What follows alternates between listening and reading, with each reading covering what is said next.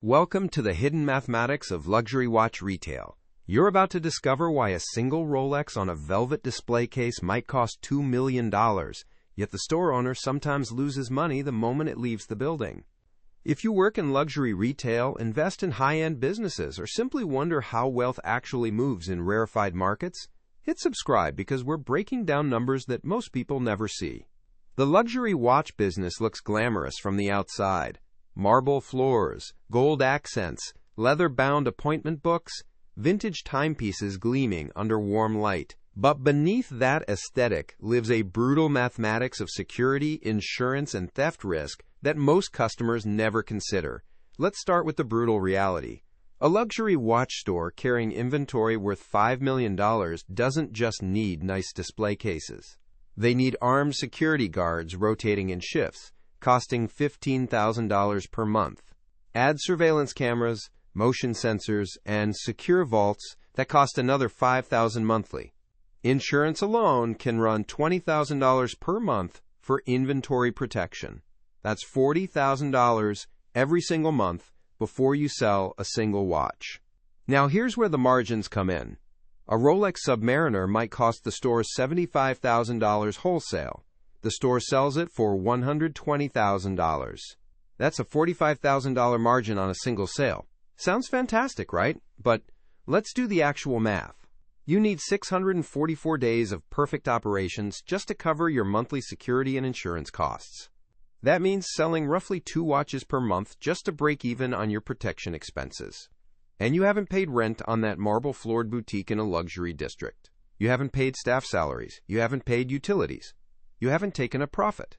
The real secret is that successful luxury watch retailers don't rely on volume. They rely on relationships and exclusivity. A watch store in Manhattan might sell only 4 or 5 major pieces monthly, but they know their customers. They cultivate wait lists. They create scarcity. A client might wait 2 years for a specific watch, building anticipation and loyalty. That client walks in, purchases a watch for $200,000, and the relationship deepens. That single transaction covers 5 months of security costs. Meanwhile, the store leverages that client relationship into sales of secondary pieces, maintenance contracts, and referrals. That's where the real profit lives, not in the initial margin, but in the lifetime value of the client. But there's another layer to this mathematics. Theft risk creates a hidden tax on pricing. If a store loses 1 major piece every 18 months to theft, they're accounting for that loss in their pricing models. Customers unknowingly subsidize security measures through slightly elevated margins. A watch that might theoretically sell for $118,000 instead sells for $120,000 because the retailer has factored in theft probability. This is why luxury watch pricing feels mysteriously high compared to other luxury goods.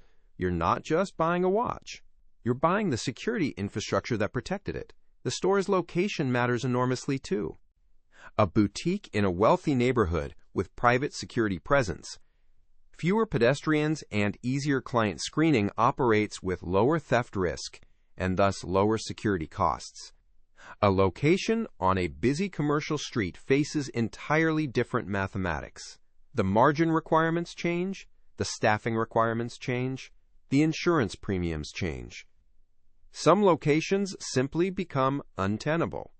This is why you see luxury watch stores clustered in specific affluent districts. It's not just about clientele.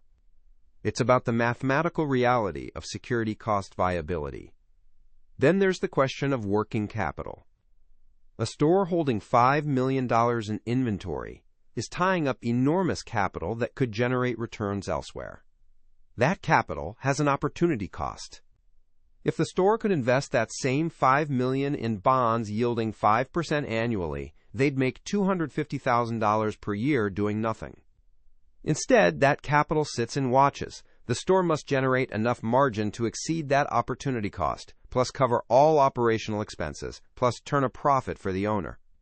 Suddenly, that $45,000 margin on a single watch doesn't look so generous. We haven't discussed the human element yet.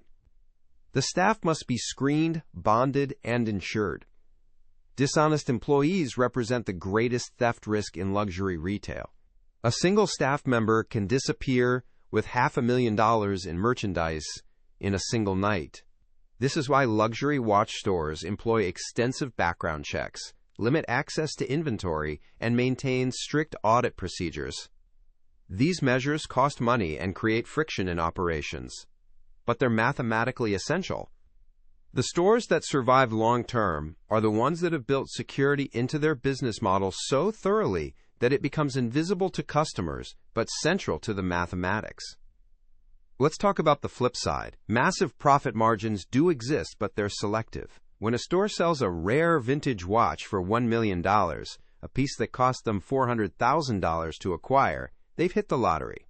That $600,000 margin might cover 18 months of operational costs, but those sales happen rarely. They're not the foundation of the business. They're the windfall. The foundation is consistency. Moving 5 or 6 pieces monthly with steady margins, deepening client relationships, and maintaining security tightly enough that losses stay below projections.